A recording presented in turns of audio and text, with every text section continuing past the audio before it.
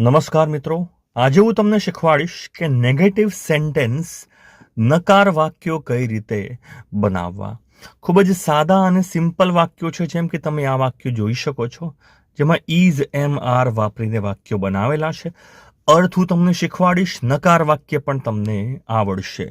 બીજા તમારે હેવ વાળા કે તમારી પાસે કઈ છે એવા વાક્યો પણ અહીંયા બતાવેલા છે. આનું પણ નકાર હું તમને શીખવાડીશ, તો આટલું ખાસ શીખી લઈએ. ચલો, સૌથી પહેલા તમે જોઈ શકો છો નેગેટિવ સેન્ટેન્સ, નકાર વાક્યો કે કંઈક નથી, જેમાં એવો અર્થ આવે છે કે નથી, આને નકાર વાક્યો કહેવાય છે. હવે નકાર વાક્યો અલગ અલગ રીતે બનતા હોય છે. તો સૌથી પહેલા આપણે જોઈએ કે ઇઝ એમ આર, આ જે ત્રણ રૂપો છે આને ટુ બી ક્રિયાપદના રૂપો કહેવાય છે. ટુ બી ક્રિયાપદના રૂપો, કોઈક કશું છે અથવા કોઈક કશું બનેલું છે, બરાબર છે. કોઈક છે, કંઈક બનેલું છે, એ અર્થમાં ઇઝ એમ આર વપરાતા હોય છે. જેમ કે પહેલું વાક્ય છે કે આઈ એમ સમીર. તમને આ વાક્ય ખબર છે, આઈ એમ સમીર. તમે તમારું નામ મૂકી શકો. આઈ એમ સમીર, હું સમીર છું. તો જુઓ, અહીંયા હું કંઈક છું, બરાબર છે, હું કંઈક છું. આઈ એમ સમીર. તો આનો નકાર આપણે કરીશું.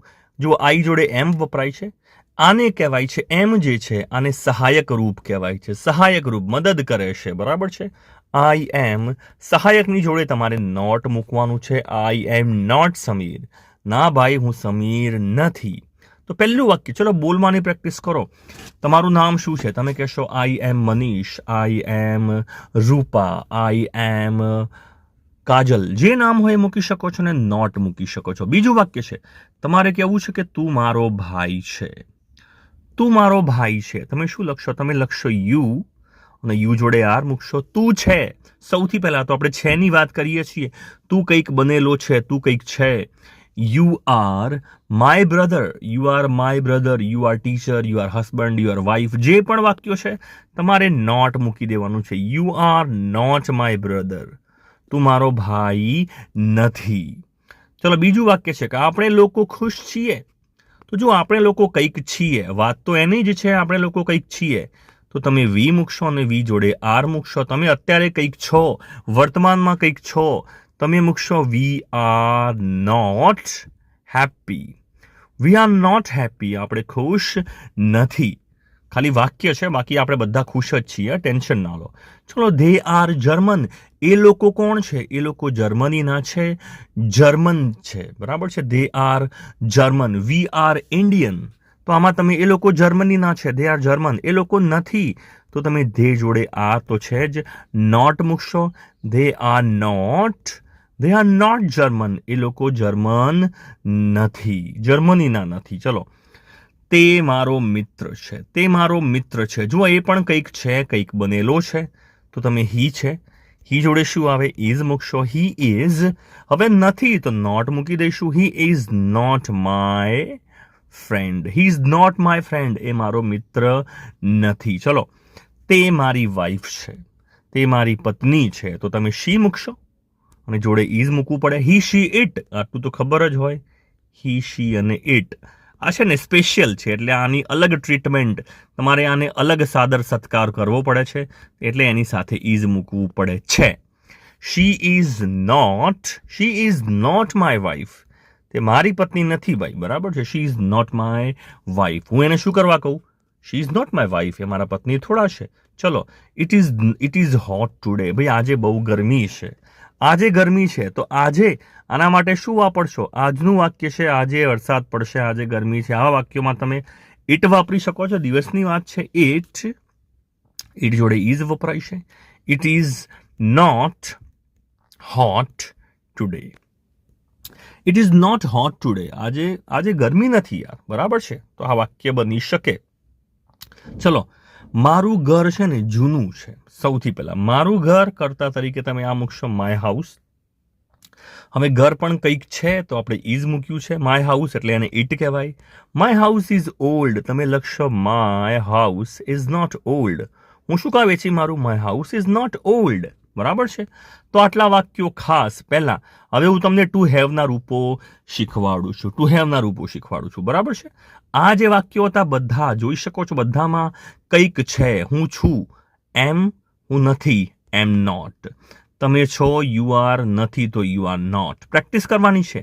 વી are not. They are not. He is તે છે, હી ઇઝ નોટ તે નથી. તે મારી વાઈફ છે, તે મારી બહેન છે, તે મારી મમ્મી છે, તે મારી દોસ્ત છે. બહુ બધા વાક્યો બની શકે છે. આજે ગરમી છે, it is hot today, it is not hot today. મારું ઘર જૂનું છે, my house is old, is not old. આ રીતના વાક્યો બની શકે છે. બરાબર છે. તો આ વાક્યો તમને એકવાર આવડી ગયા. હવે ટુ હેવના રૂપો લઈને સમજીએ. ટુ હેવના રૂપો લઈને સમજીએ. ટુ હેવ એટલે કોઈકની પાસે કંઈક હોવું. કોઈકની પાસે કંઈ હોવું ત્યારે વર્તમાન કાળમાં આ વપરાય છે. બરાબર છે. જુઓ, બધામાં તમે જુઓ ને, કંઈક છે, છું, છો, આવા વાક્યો આવે ને એટલે વર્તમાન કાળ જ હોય. બરાબર છે. તમારે કેવું છે, મારે એક ભાઈ છે, તો તમે આઈ એમ ના મૂકી શકો. આઈ એમ અ બ્રધર આવું વાક્ય ના મૂકી શકો. આઈ એમ અ બ્રધર આ વાક્ય સાચું છે, હું એક ભાઈ છું એ રીતે સાચું છે. પણ તમારે કેવું છે, મારે એક ભાઈ છે, મારી પાસે એક ભાઈ છે. બરાબર છે. તો શું મૂકશો? આઈ, મારે એક પત્ની છે. આવા વાક્યો છે. મારી એટલે મારી જોડે છે, મારી પાસે છે, હું ધરાવું છું. બહુ બધા અર્થ છે. બરાબર છે. તો આઈ. હવે જુઓ, ખાસ યાદ શું રાખવાનું છે? ખાસ આ લખવું હોય તો લખી લો. જુઓ, મારી પાસે કંઈક છે તો આપણે હેવ. મારી પાસે છે હેવ. એનું નકાર તમારે કરવાનું છે ડોન્ટ હેવ. લખી લો. શું લખવાનું છે? Don't have. ખાસ હેવનું નકાર શું થાય? Don't have. બોલો, ચલો 5-6 વાર બોલો. પ્રેક્ટિસ પડવી જોઈએ. ઉપર લખી દઉં છું એકવાર. હેવ, આનું નકાર શું થશે? Don't have. બરાબર છે.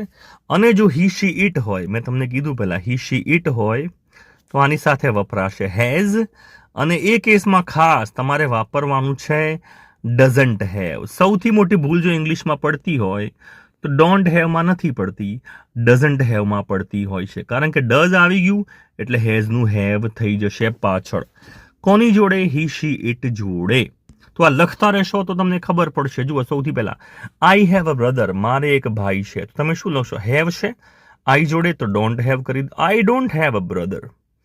I don't have a brother, મારે ભાઈ નથી, મારે એક પણ ભાઈ નથી. બરાબર છે. I don't have a brother. તમારે કેવું છે? મારે નોકરી, મારી જોડે નોકરી છે, હું શું કા બીજું કામ કરું? આઈ હેવ અ જોબ, પણ મારી જોડે નોકરી નથી. I don't have a job. મારી જોડે એક પણ મારી જોડે નોકરી જ નથી. બરાબર છે. You have a computer. You have a computer, તમારી પાસે કમ્પ્યુટર છે. યુ ડોન્ટ હેવ, હેવ હોય એટલે ડોન્ટ હેવ કરી દો, નકાર બની જાય. You don't have a computer. બરાબર છે. ખાસ કોઈકની પાસે કંઈ હોય એવા વાક્યો છે. બરાબર છે. He has a dog. હવે જુઓ, હેઝ આવ્યું તો તમારાથી ઘણા લોકો આવું લખશે, હી હેઝન્ટ અ ડોગ. આવું વાક્ય લખશે. બરાબર છે. તો આ રીતે નહીં લખતા, હી ડઝન્ટ મૂકવું પડશે. He doesn't have a dog. He doesn't have a dog. જુઓ, હીની સાથે ડઝ આવી ગયું એટલે પાછળ હેઝ નહીં આવે, હેવ થઈ જશે. મોટો પોઈન્ટ આ છે. They have a chance. એ લોકો જોડે ચાન્સ છે. એ લોકો જોડે એક પણ ચાન્સ નથી. They don't have a chance. They don't have a chance. એ લોકો જોડે ચાન્સ નથી. એક વાક્ય છેલ્લે તમારે પણ લખવાનું છે. બરાબર છે. ખાસ છેલ્લે તમને આપું છું, પણ એ વાક્ય લખવાનું છે. ખાસ એ છેલ્લે તમારે વાક્ય જે લખવાનું છે એ કયું છે એવું તમને કહી દઉં છું. એ વાક્ય છે કે મનુ જોડે બહુ બધા પૈસા એટલે કે રૂપિયા છે. આવું વાક્ય છે. આનું નકાર તમારે નકાર લખવાનું છે. બરાબર છે. કે મનુ જોડે બહુ બધા પૈસા નથી.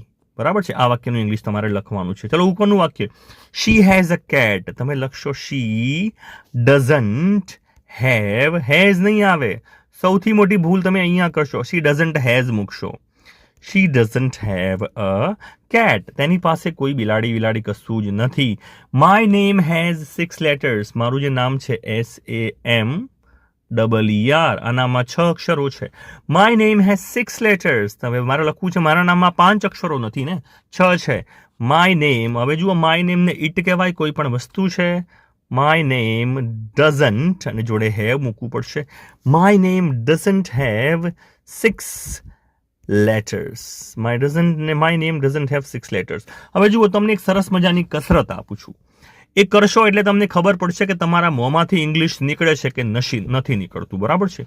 તમારે શું કરવાનું છે, આ જે શબ્દો છે જેમ કે બ્રધર, તો આ શબ્દ એક કાગળમાં લખી લેવાનો છે. જોબ, આ એક કાગળમાં લખી લેવાનું છે. કમ્પ્યુટર, આ શબ્દ લખી લેવાનો છે. ડોગ, ચાન્સ, આ બધા શબ્દો છે ને, બિલાડી, કેટ, બરાબર છે. માય નેમ, આવા એક એક શબ્દો. પછી તમારે કેવું છે લેટર્સ, અક્ષરો, આ બધા એક એક અક્ષરો એક કાગળમાં લખી લેવાના છે. પછી એ અક્ષરોને જોઈને આ વાક્યો સામે નહીં રાખવાના, જવાબ નહીં રાખવાનો, એ અક્ષર જોઈને આ વાક્યો બોલવાના છે, અંદર નહીં જોવાનું, બરાબર છે. કાગળ બંધ કરી દેવાનું, સામે જવાબ નથી રાખવાનો. તમારે જોવાનું પેપરમાં આપણે લખ્યું છે માય નેમ, પેપરમાં તમે લખ્યું છે માય નેમ, તો પછી આંખો બંધ કરીને બોલતા આવડવું જોઈએ કે માય નેમ હેઝ 6 લેટર્સ. તરત બોલવાની પ્રેક્ટિસ કરો તો ધીમે ધીમે તમારામાં બોલવાની જે શક્તિ છે, બોલવાની જે યાદ શક્તિ છે તમારી, એ અને મોઢામાંથી અક્ષરો જાતે નીકળવા માંડશે આ પ્રેક્ટિસ કરશો ત્યારે. તો શબ્દો કયા કયા લખવાના છે એકવાર ફરીથી જોઈ લો. એક બ્રધર શબ્દ લખવાનો છે, હેપી શબ્દ લખવાનો છે, જર્મન શબ્દ લખવાનો છે, માય ફ્રેન્ડ શબ્દ લખવાનો છે, માય વાઇફ લખવાનો છે, ટુડે લખવાનું છે, ઓલ્ડ લખવાનું છે. આ બધા શબ્દો લખી રાખો અને પછી જાતે વાક્યો, તરત શબ્દ જોવાનો ફ્રેન્ડ અને તરત આંખો બંધ કરીને બોલવાનું કે he is my friend, she is my friend, you are my friend. જે વાક્ય આવડતું હોય બોલવાની પ્રેક્ટિસ કરવાની છે. જેટલું ઝડપથી પ્રેક્ટિસ કરશો એટલું તમને ફાયદો થશે. વિડીયો તમને કેવો લાગ્યો મને કમેન્ટમાં ચોક્કસથી જણાવશો. Thanks for watching.